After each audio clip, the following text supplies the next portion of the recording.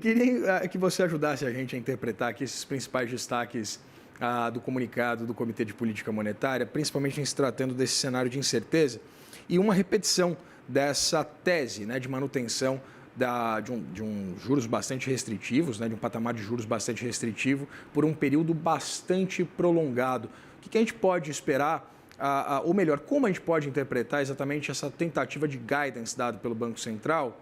A gente pode interpretar que o Banco Central não quer que já comece, né, que os investidores, os formadores de preço, já comecem exatamente a se posicionar com uma possibilidade de uma revisão da tendência de política monetária, seja em dezembro, seja em janeiro?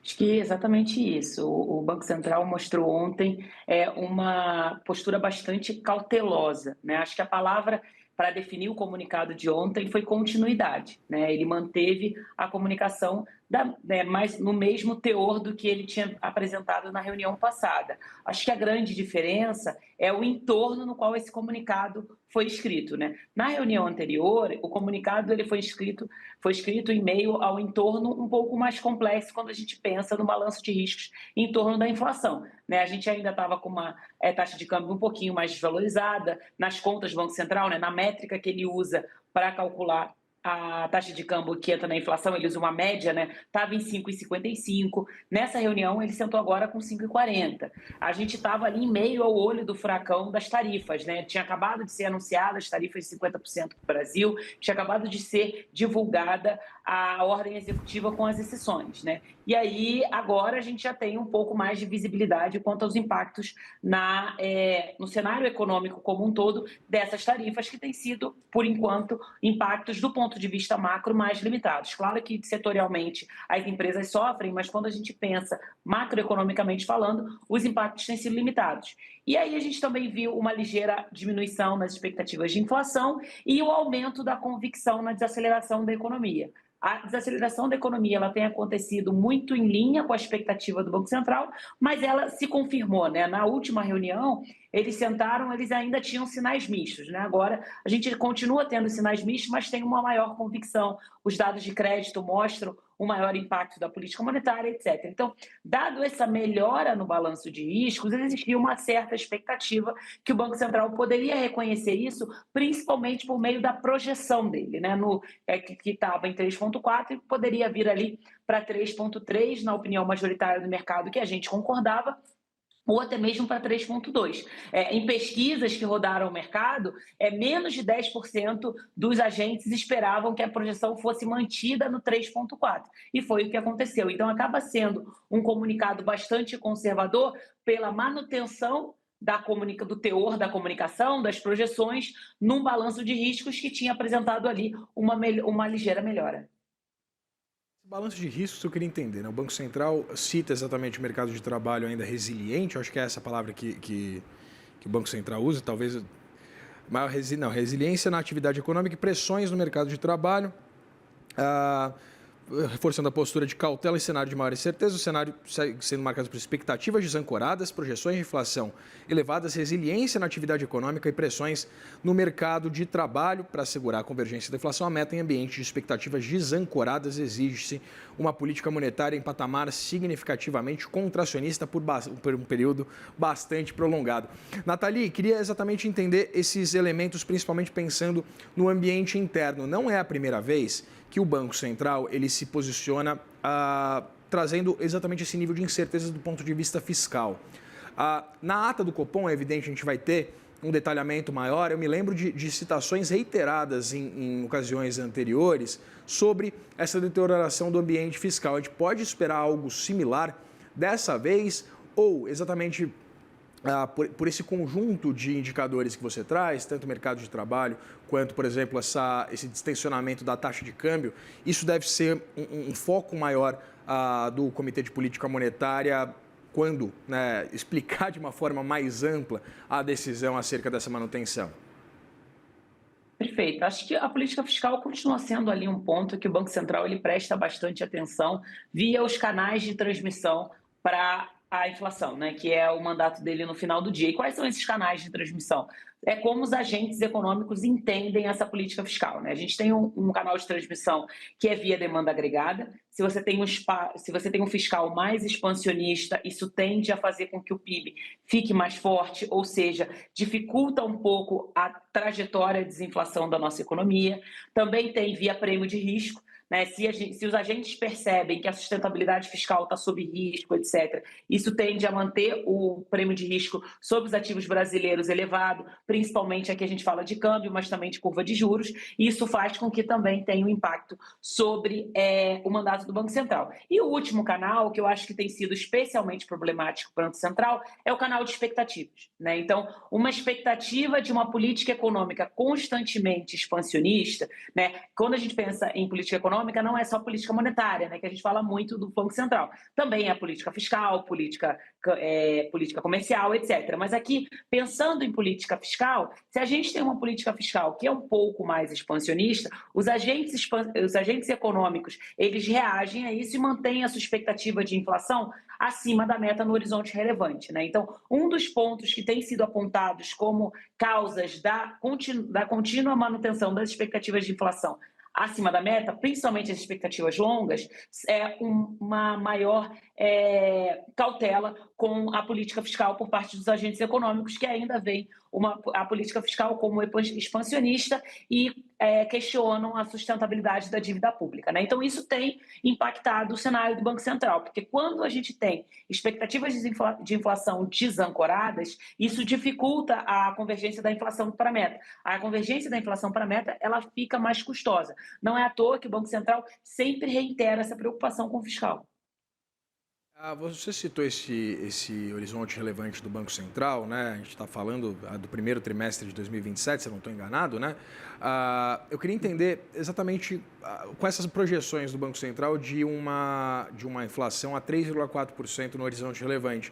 A gente consegue imaginar que, dada essa dinâmica inflacionária que a gente vem acompanhando nos últimos meses, as projeções que o próprio Banco Central compila, né, por meio do Boletim Focus, a gente consegue mensurar exatamente essa correlação entre a possibilidade, por exemplo, de um início do ciclo de cortes baseando-se num arrefecimento, talvez, dessas projeções inflacionárias para o horizonte relevante ou não? Perfeito. Acho que esse é o trigger que os agentes econômicos, de modo geral, nós economistas, estamos esperando ali e calculando para ver quando é que as projeções do Banco Central vão mostrar algum espaço para corte. E aí, o fato de deles terem apresentado 3,4 e não 3,3 dificulta um pouco que lá em dezembro o Banco Central tem ali, quando ele fazer uma simulação de taxa de juros estável, uma inflação abaixo da meta, que seria talvez um trigger ali para ele diminuir um pouco o grau de contração, né? Acho que quando fala-se em corte de juros, no Brasil, por enquanto, se está falando em diminuição de grau de aperto, né? Ninguém está falando de levar o juro para o neutro ou abaixo disso, porque ainda a gente vê uma economia bastante resiliente, que está crescendo ali na casa de 2%, que é ao redor do PIB potencial, né? Então não é ainda um hiato bastante desinflacionário que poderia levar ali a trabalhar com taxas de juros um pouco mais baixas. Então,